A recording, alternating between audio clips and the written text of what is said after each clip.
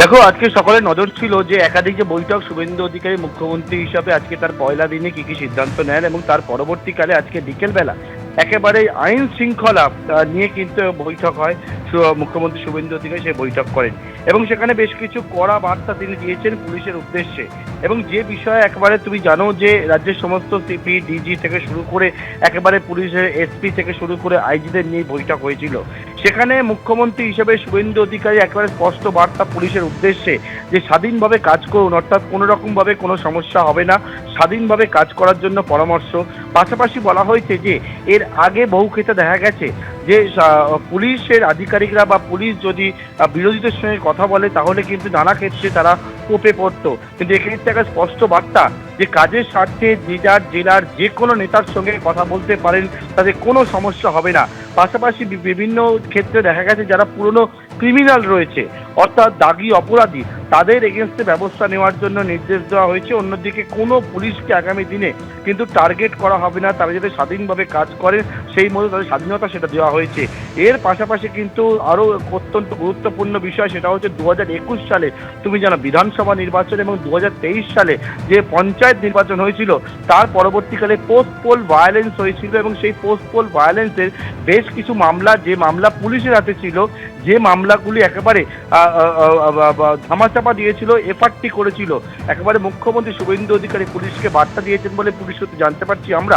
সেটা হচ্ছে 21 এবং 23-এর এই যে পোস্ট পোল ভায়োলেন্স, তার যে এফআরটি করে যে মামলাগুলো ধামাচাপা কার্য দেওয়া হয়েছিল সেগুলোকে রিওপেন করার জন্য নির্দেশ দেওয়া হয়েছে। এবং সবথেকে গুরুত্বপূর্ণ একটি পার্ট, যে পার্ট মুখ্যমন্ত্রী হিসাবে পুলিশকে জানিয়েছে শুভেন্দু অধিকারী, যে চেঞ্জ ইজ ইম্পর্টেন্ট, অর্থাৎ পরিবর্তনটা খুবই দরকার। অর্থাৎ যেরকমভাবে পুলিশ প্রশাসন এতদিন ধরে চলেছে সেক্ষেত্রে কিন্তু কড়া হাতে পুলিশ প্রশাসনকে যে যাতে আইন শৃঙ্খলাজনিত বিষয় দমন করতে পারেন তার জন্য একবারে চেঞ্জ ইজ ইম্পর্টেন্ট, এই বার্তা কিন্তু এদিন মুখ্যমন্ত্রী শুভেন্দু অধিকারী তিনি পুলিশ প্রশাসনের কাছে স্পষ্ট বার্তা দিয়েছেন আজকের এই বৈঠকের পর। ধন্যবাদ পার্থ। পুলিশকে যখন স্বাধীনভাবে কাজ করার বার্তা মুখ্যমন্ত্রী দিচ্ছেন, একই বার্তা কিন্তু সচিবদের সঙ্গে বৈঠকেও দিয়েছেন। স্পষ্ট জানিয়েছেন মুখ্যমন্ত্রী, আর ব্যবহার করা হবে না অনুপ্রেরণা শব্দ, স্বাধীনভাবে আপনারা কাজ করতে পারবেন, পার্টির নয়, এখন থেকে জনগণের সরকার চলবে। অনেকে হ্যাঁতে হ্যাঁ বলেছেন, আর প্রয়োজন নেই তার, আমাকে আর এটা বলতে হবে না, স্পষ্ট জানিয়ে দিয়েছেন সচিবদের সঙ্গে বৈঠকে মুখ্যমন্ত্রী শুভেন্দু অধিকারী।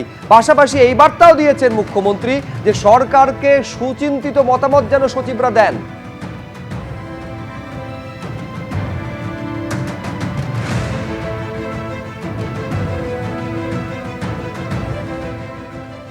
নবান্নে মন্ত্রিসভার প্রথম বৈঠক, আর যেখানে একাধিক গুরুত্বপূর্ণ ঘোষণা করলেন মুখ্যমন্ত্রী শুভেন্দু অধিকারী।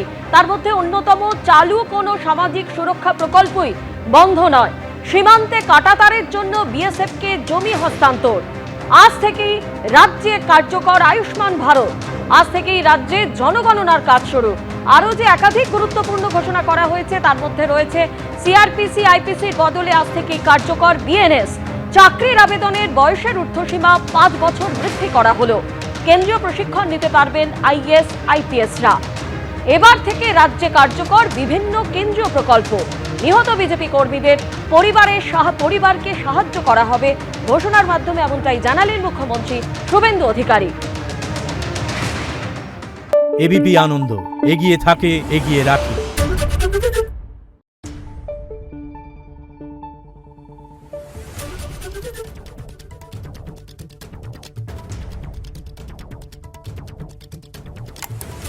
Thank you.